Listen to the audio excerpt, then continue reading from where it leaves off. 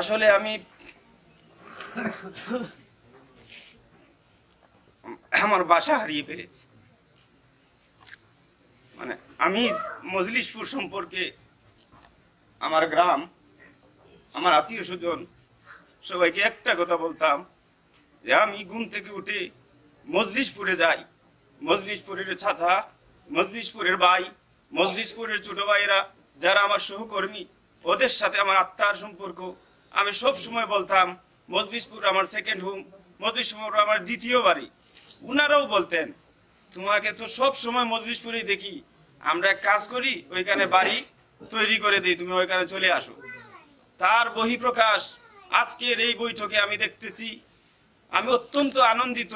আমার যে অশ্রু, এটা বেদনার অশ্রু নয়, এটা আমার যে আপনারা যে আমাকে মূল্যায়ন করেছেন, আমি যে আমার আত্মীয় স্বজন গ্রামবাসীর কাছে সবসময় গর্ব করে বলতাম যে মজলিশপুরের মানুষ আমাকে নিঃস্বার্থভাবে, কোনো স্বার্থ ছাড়া, স্বার্থহীন এক ভালোবাসা দান করেন, ভালোবাসা দিয়ে থাকেন। তার যে এই যে ভালোবাসার প্রতিদান আজকে আপনারা এত সব লোক, আমার কিছু দেওয়ার নাই। আমি আজকে আজ 5 বছর আপনার সাথে সম্পর্ক ছিল ঠিক, কিন্তু আমি কিছু দিতে পারি নাই। আমার সেই রকম কোনো ক্ষমতা নাই। আমি টাকা পয়সা দিয়ে এই রকম ভালোবাসা আমি গ্রহণ করি নাই, এই প্রত্যাশা আমি করিও না। কিন্তু আপনারা আজকে আমাকে মূল্যায়ন করে, আমার সাথে একাত্মতা পোষণ করে আপনারা যে এই জনসমাগম দেখিয়েছেন, আমি আপনাদের কাছে চিরকৃতজ্ঞ, চিরঋণী। ইনশাল্লাহ আমার ভাগ্যে যদি থাকে আর আপনারা এভাবে আমার সাথে থাকেন, আমার বিশ্বাস আমি বিজয়ী হব ইনশাল্লাহ।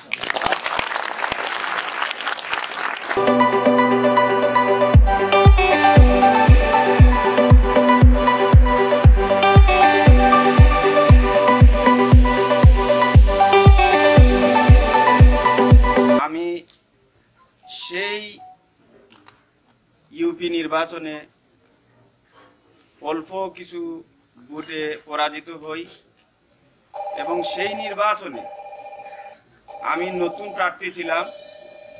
তারপরেও এই মজলিশপুর গ্রামের প্রত্যেকটা ভোটার, সর্বস্তরের জনসাধারণ আমাকে তখন চিনতেন না। আমাকে অনেকেই আমার বাড়ি কোথায়, আমার ব্যক্তিগত পরিচয়, আমার চারিত্রিক বৈশিষ্ট্য সম্পর্কে আপনারা অবগত ছিলেন না। তারপরেও আপনারা আমাকে যে সমর্থন, সহযোগিতা এবং দোয়া দিয়েছেন, আমি মরণের আগ পর্যন্ত এগুলা আমার পক্ষে বলা সম্ভব না। সম্মানিত উপস্থিতি, আমার পূর্বে আমার চাচা বা ভাই যারা আছেন আপনাদের সামনে বক্তব্য দিয়েছেন। আমার প্রবাসী ভাই টুকু ভাই সাহেব বক্তব্য দিয়েছেন। ওনার সাথে আমিও একটা কথা বলতে চাই। আমরা হয়তো বাদ মাগরিব এখানে বসার কথা ছিল, বিভিন্ন একটু সমস্যার কারণে আমরা সঠিক সময়ে আসতে পারি নাই। তাই আমিও উনার সাথে আপনাদের কাছে করজোড়ে মাপ চাচ্ছি, ক্ষমা চাচ্ছি। আপনারা যাতে আপনাদের যে মূল্যবান সময়টুকু আমরা নষ্ট করেছি, এজন্য আপনারা ক্ষমা সুন্দর দৃষ্টিতে দেখবেন। আমি কোনো টাকা খরচ করি নাই গত নির্বাচনে। তখন আমি চিন্তা করছি যে এরা যেন আমারে প্রায় 500-450 বুট আমি পাইছি, এরা আমার বুট দিছই, আমারে না দেখি আর না জানি না, আমার ক্যারেক্টার সম্পর্কে তারা কোনো ধারণা নাই, আমি বালা কি বুড়া এটা কোনো বিচার করছই না। আমি আইছি, বুট চাইছি, বুট দিলাইছি। তখন আমি চিন্তা করছি যে এরা যেন বুট দিছই, আমারও কিছু দায়িত্ব আছে।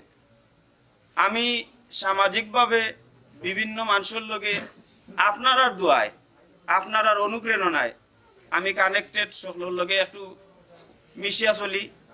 উচ্চ পর্যায়েও আপনারা জানেন, সবে বিশেষ করে মজলিশপুরের মানুষে অনেকেও জানেন, আমার এলাকার মানুষও জানেন, আমার মুরব্বী অনেকেও জানেন আমার একটা সম্পর্ক আছে। তখন আমি চিন্তা করছি আমি এই সম্পর্কটারে কাজে লাগাইয়া মজলিশপুর নিয়ে কিছু করতাম পারি। এরপর পরবর্তী সময়ে মজলিশপুরের বিভিন্ন উন্নয়ন অবকাঠামো, রাস্তাঘাট ইত্যাদি বিভিন্ন উন্নয়নমূলক কাজও আমি শরীক হওয়ার চেষ্টা করছি।